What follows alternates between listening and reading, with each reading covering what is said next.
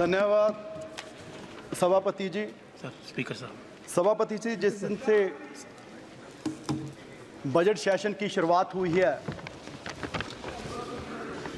उस दिन से जितने सत्ता पक्ष के लोग हैं एक ही बात कह रहे हैं कि जी भारत की जो जीडीपी है वो पूरे विश्व में 5वें नंबर पर चली गई। अच्छी बात है सर।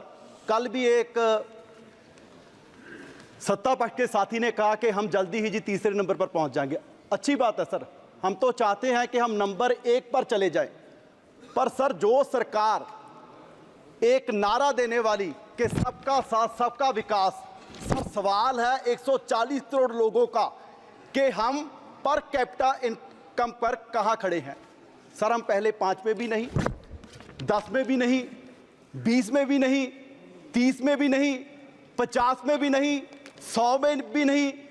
स्पीकर साहब हम 136वें नंबर पर हैं और हम कह रहे हैं जी हम विश्व गुरु बनेंगे। स्पीकर साहब इसमें भी 140 करोड़ लोगों में सिर्फ 1% लोग हैं जिन लोगों के पास देश की 40% संपत्ति है, वेल्थ है।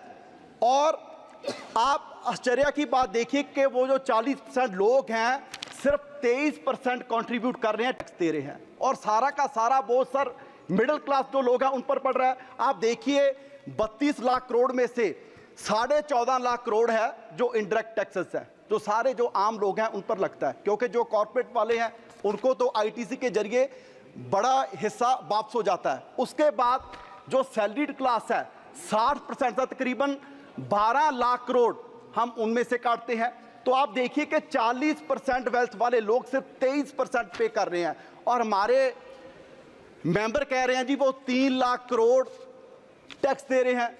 सर हमें कोई आपत्ति नहीं है, पर 3 लाख करोड़ टैक्स देने वालों की अब संपत्ति की बात करें तो पिछले 5 साल में दो जो बड़े साहब हैं उनमें से एक साहब की 25 गुना संपत्ति बढ़ गई और इस पे भी हमें कोई आपत्ति नहीं। और सर हमें इस पे भी कोई आपत्ति नहीं क्योंकि कल एक बात पिछले कई दिनों से चल रही है जी कौन कौन बड़े लोग शादी में गए, लेकिन सर हमें शादी में जाने में भी आपत्ति नहीं। लेकिन एक बात की आपत्ति है कि प्रधानमंत्री जी कोई साधारण आदमी तो है नहीं, सारी एजेंसीज उनको रिपोर्ट करती हैं, पूरी इंटेलिजेंस उनको रिपोर्ट करती है, और प्रधानमंत्री जी ने कहा कि ट्रक भर भर कर ऑपोजिशन के घर पर चंदा गया।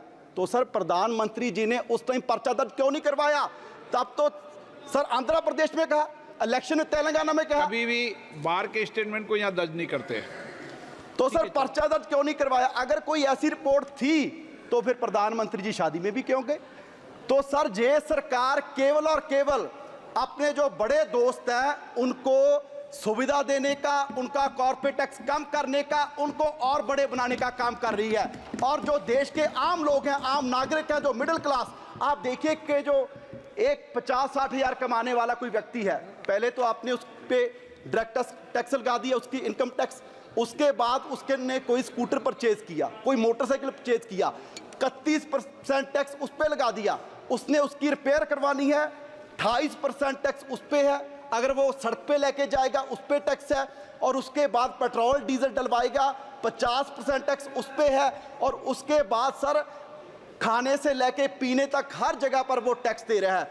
और जो 3 लाख करोड़ रुपए का जिनको फायदा दिया गया वो सर सिर्फ 23% लोग हैं जो टैक्स दे रहे हैं। सो सर मेरा सिर्फ यही आपसे बेनती है कि आप देश के जो आम लोग हैं, जो 140 करोड़ लोग हैं, उन पर बोझ है जो कम किया जाए, सबसे जरूरी, क्योंकि जो नेशनल हेल्थ पॉलिसी की एक रिपोर्ट थी उन्होंने भी कहा कि 2.5% कम से कम हेल्थ बजट है वो सरकार का होना चाहिए, आपने उसे भी 0.5 कर दिया।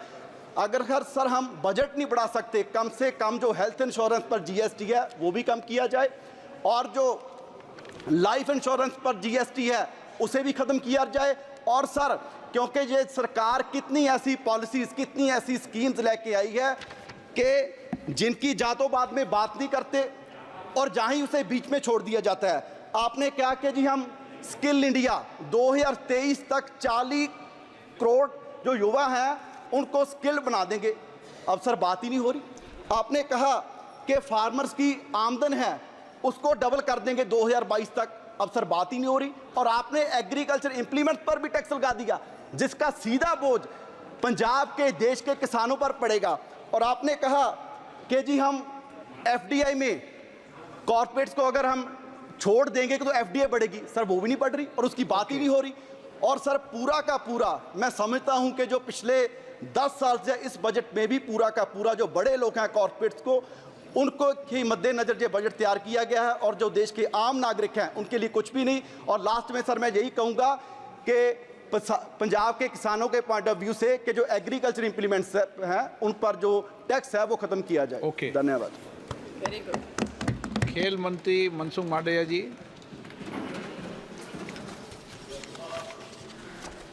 स्पीकर साहब,